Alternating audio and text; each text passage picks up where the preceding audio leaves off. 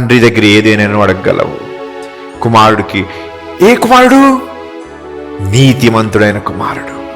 క్రీస్తు యేసు రక్తము వలన నీతిమంతుడుగా తీర్చిదిద్దబడిన కుమారుడు నీవు బాగైన వాడివి కాదు, నీవు గొప్పగా ప్రార్థన చేసినందుకు కాదు.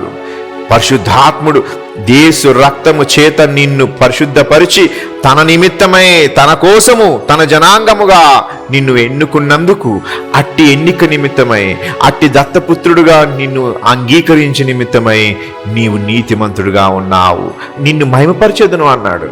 దేవుడే నిన్ను మహిమపరిచాడు. దేవుడు మహిమపరిచాడు కనుక మహిమవంతమైన వాడిగా, నీతిమంతుడుగా పిలువబడిన వానిగా, ఆయన ఎన్నికగా, దత్త కుమారుడుగా ఇన్ని అధికారములు నీకు ఇచ్చాడు.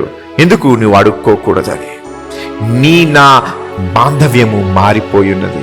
ఇప్పుడు నేను నీకు ప్రభువును కాదు, ఇప్పుడు నేను నీకేంటి? తండ్రి అయి ఉన్నాను, నీ అబ్బా, నీ డాడీ అయి ఉన్నాను. అందుకే నేను మా చర్చ్లో పిల్లలందరికీ బిగ్ డాడీ అని చెప్తాను.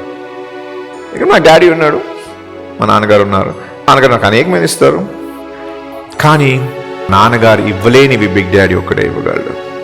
నాన్నగారు ఇవ్వను అన్నది కూడా బిగ్ డాడీ ఇవ్వగలడు. ఎందుకనగా అట్టి స్థానము మనకు ఆయనతో క్రీస్తు యేసు ద్వారా అనుగ్రహించబడ్డది.